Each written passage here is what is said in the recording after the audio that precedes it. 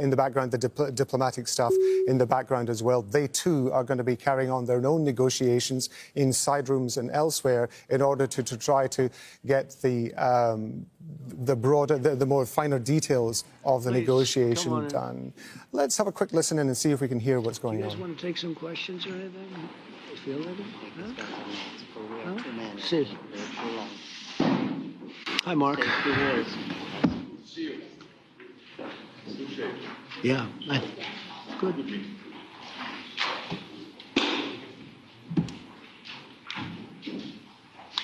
Well, thank you very much. It's a great honor to have you here. Special place. White House is special no matter where you're from. Represents so much, and it really is beautiful. And thank you for all of the wonderful things that took place today. We've had a very successful day thus far. And important discussions as we work to end the killing and stop the war in Ukraine. We're all working for the same goal, very simple goal. We want to stop the killing, get this settled. I've just had the honor of being with President Zelensky and all of the discussions that we've had. We covered a lot of territory, and I spoke indirectly with President Putin today. We're going to call President Putin right after this meeting. I'm sure we're going to have a solid meeting, good meeting, maybe a great meeting, and we're going to try and work out a trilat after that and see if we can get it finished, put this to sleep, because this is not since the Second World War has there been anything like this. So I'm honored to welcome NATO Secretary General Mark Rutte, who's a great gentleman, great political leader in Europe generally, but now he's the NATO Secretary General, and you're doing a fantastic job. Thank you very much, Mark. Prime Minister Starmer of the United Kingdom, our friend and my friend, and doing really well. And people like him a lot. We all like him. Everyone knows President Macron of France, who's been with me from the beginning, one of the first people I met as a foreign dignitary, and I liked him from day one. And I like him even more now. That's pretty good. That's unusual. That's a pretty unusual thing. Prime Minister Meloni of Italy, who's a really a great leader and an inspiration over there. She's served now, even though she's a very young person, she's served there for a long period of time relative to others. They don't last very long. You've lasted a long time. You're going to be there a long time. Chancellor Merz of Germany, who is a very strong person and a very strong leader and very highly respected in Germany. And he's my friend, and it's an honor to have him as my friend. Thank you very much. Very good. You look great with your tan. Where did you get that tan? I want to get a tan like that. President Stubb of Finland, and he's somebody that, where are we here? Where? I'm right here. Oh. You look better than I've ever seen you look. But you've done a great job, and we wanted to have you here because you're somebody that we all respect. And you've had a lot to do with the success, I think, and the potential success. And thank you very much for being here. We appreciate it. And the President of the European Commission, Ursula von der Leyen, who is somebody that we just made a big deal with all of those countries. I don't know. I think you might be more powerful than all these guys at this table. I don't know. But we had a great negotiation, and you're respected all over the world. So I want to thank you very much for being here. It's a great honor to have you. The Alaska summit reinforced my belief that while difficult, peace is within reach, and I believe that in a very significant step, President Putin agreed that Russia would accept security guarantees for Ukraine, and this is one of the key points that we need to consider, and we're going to be considering that at the table also, like who will do what, essentially. I'm optimistic that collectively we can reach an agreement that would deter any future aggression against Ukraine, and I actually think there won't be. I think that's even overrated, largely overrated, but we're going to find out. And I think that the European nations are going to take a lot of the burden. We're going to help them, and we're going to make it very secure. We also need to discuss the possible exchanges of territory, taking into consideration the current line of contact. That means the war zone, the war lines that are pretty obvious, very sad, actually, to look at them, and negotiating positions. President Putin, also, you have President of Ukraine, who is, you just met a little while ago, and we're going to try and get a three-party meeting, maybe as soon as we can. And I have a feeling you and President Putin are going to work something out. Ultimately, this is a decision that can only be made by President Zelensky and by the people of Ukraine working also together in agreement with President Putin. And I just think that's very good things are going to come of it. So I hope we have a good meeting. And if we can have a good meeting, I'll set up a meeting with President Putin. And if you'd like, I'll go to that meeting. And not that I want to do that, but I will do that because we want to save a lot of people from dying. A lot of people are dying, and we got to save them. Got to save it. 5,000, 6,000, 7,000 people sometimes a week. All of us would obviously prefer an immediate ceasefire while we work on a lasting peace, and maybe something like that could happen. As of this moment, it's not happening, but President Zelensky and President Putin can talk a little bit more about that. You know, in the 6 or so wars that we stopped, we haven't had a ceasefire.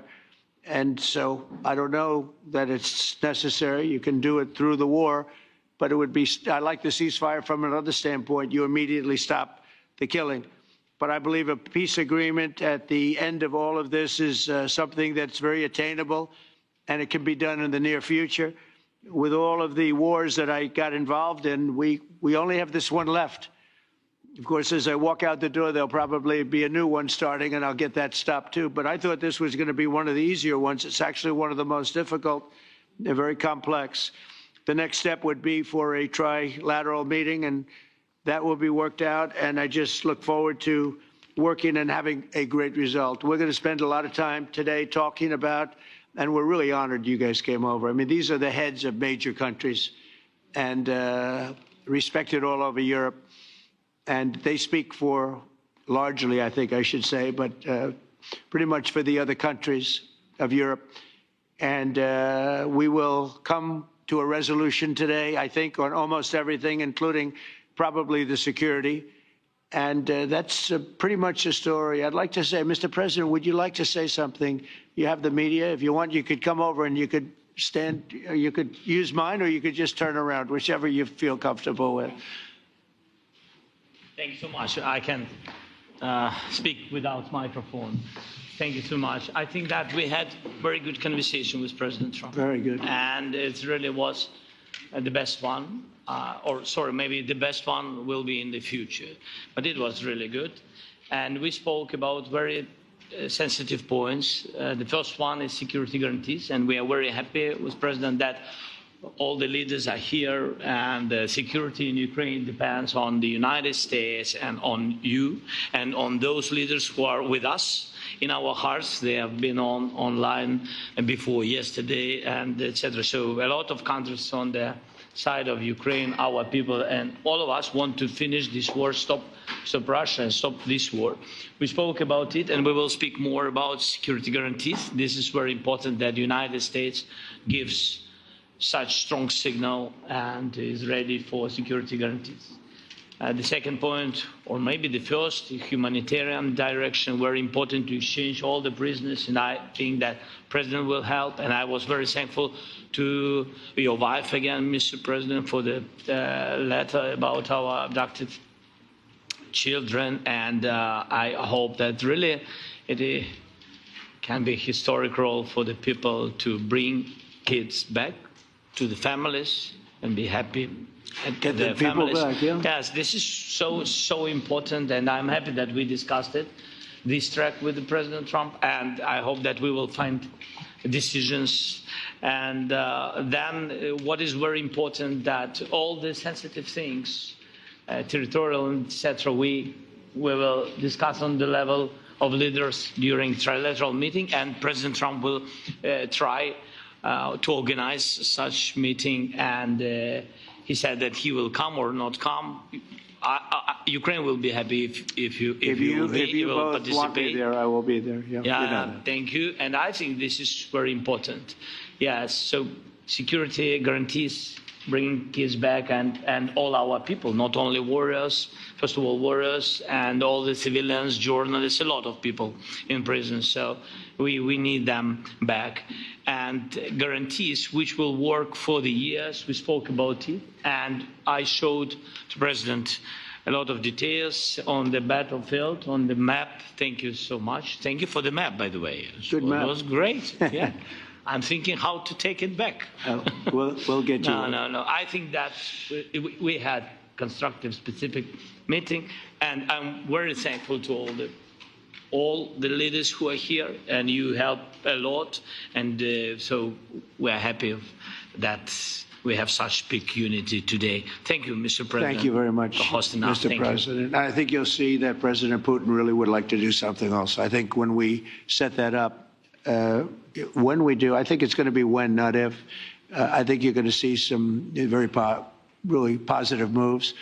I know there's over 1,000 prisoners, and I know they're going to release them. Maybe they're going to release them very soon, like immediately, which I think is great. But we're going to set that up today after this meeting. So very good and great remarks. I appreciate it. Mark, as head of NATO, maybe you could say a few words, please. Yes, I will be very brief. I really want to thank you, President of the United States, dear Donald, for the fact that you, as I said before, broke the deadlock, basically, with President Putin by starting that dialogue. And I think it was in February that you had the first phone call. And from there, we are now where we are today. And that is, I think, if we play this well, we could end this. And we have to end this. We have to stop the killing. We have to stop the destruction of Ukraine's infrastructure. It is a terrible war.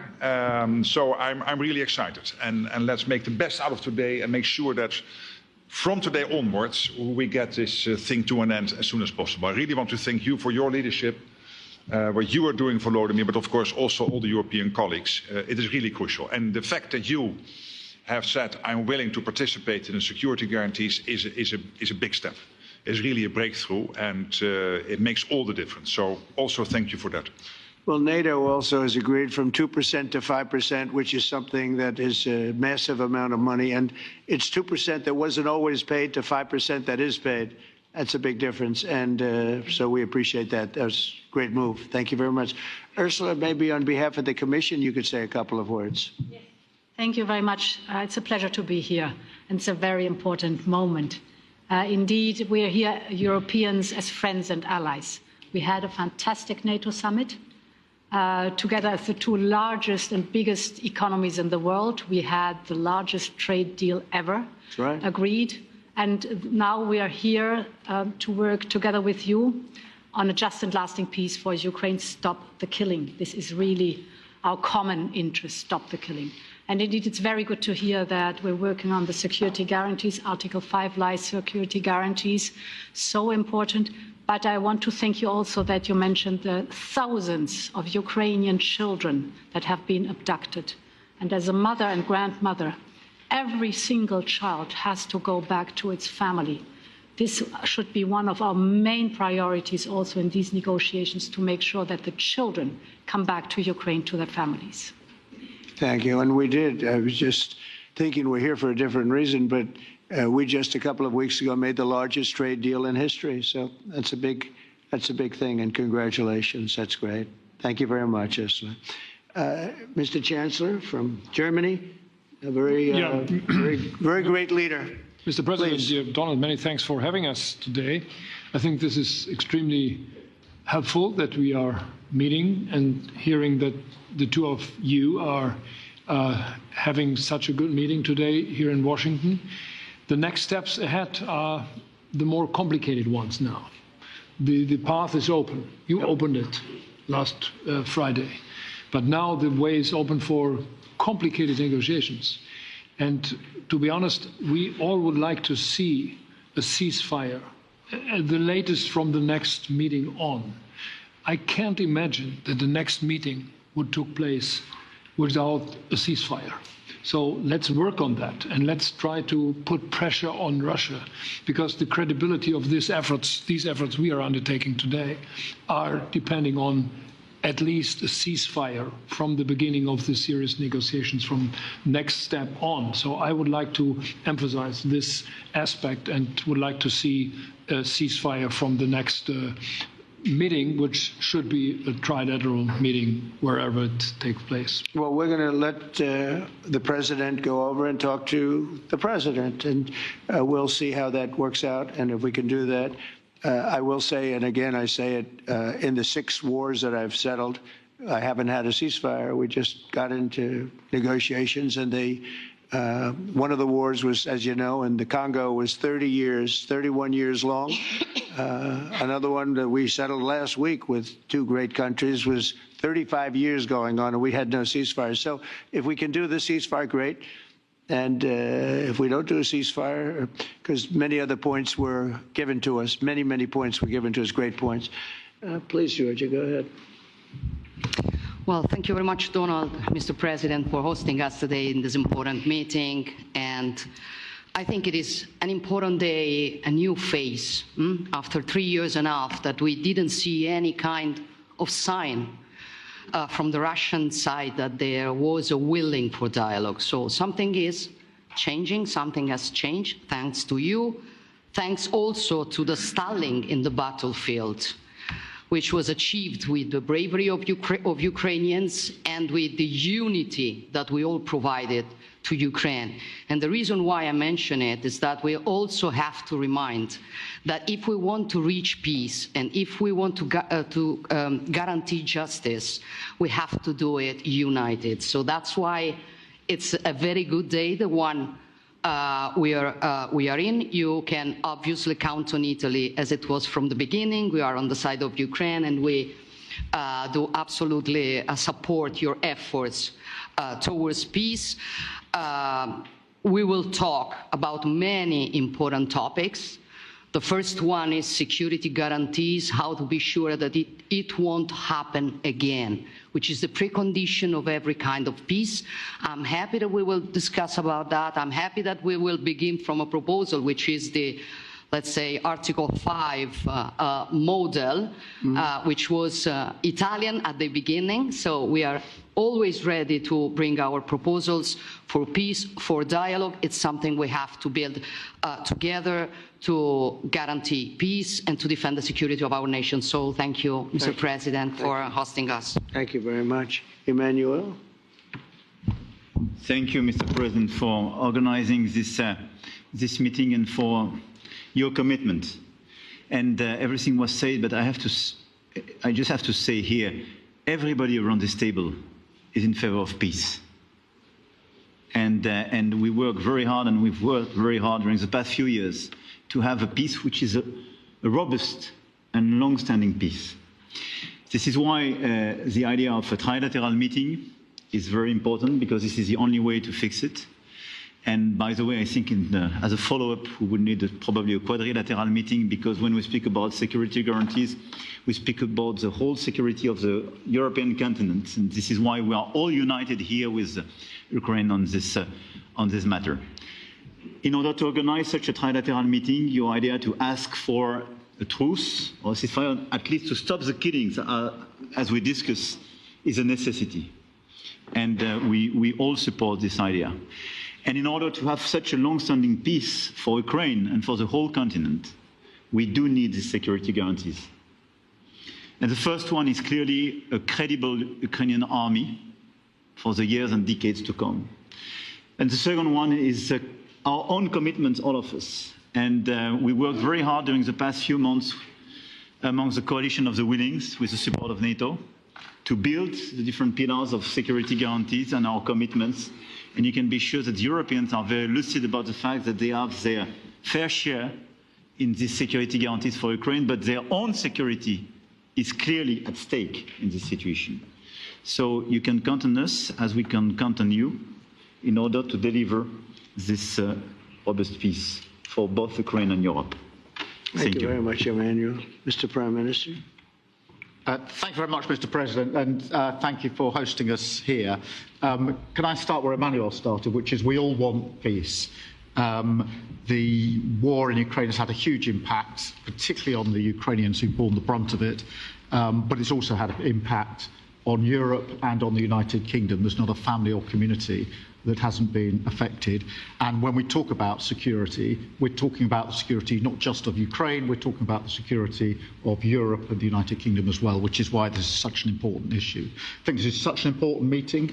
As a group, I think we've had a discussion on the phone a number of times, Mr. President, but be able now to be around the table to take it forward. And I really feel that we can, I think, with the right approach this afternoon, make real progress, particularly on the security guarantees, and your indication of security guarantees of some sort of Article 5 style guarantees fits with what we've been doing with the Coalition of the Willing, which we started some months ago, bringing countries together and showing that we were prepared to step up to the plate when it came to security.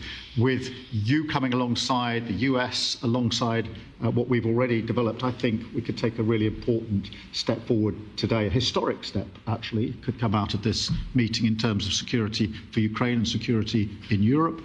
I also feel that we can make real progress towards a just and lasting outcome.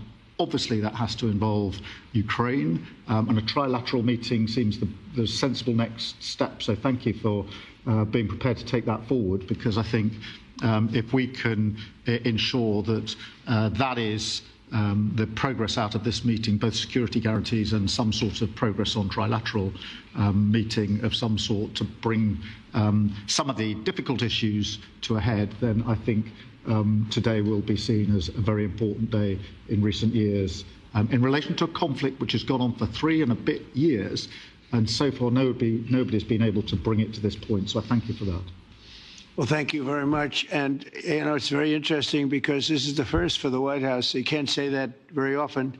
It's seen a lot over the years, since 1800, 1799, to be almost exact.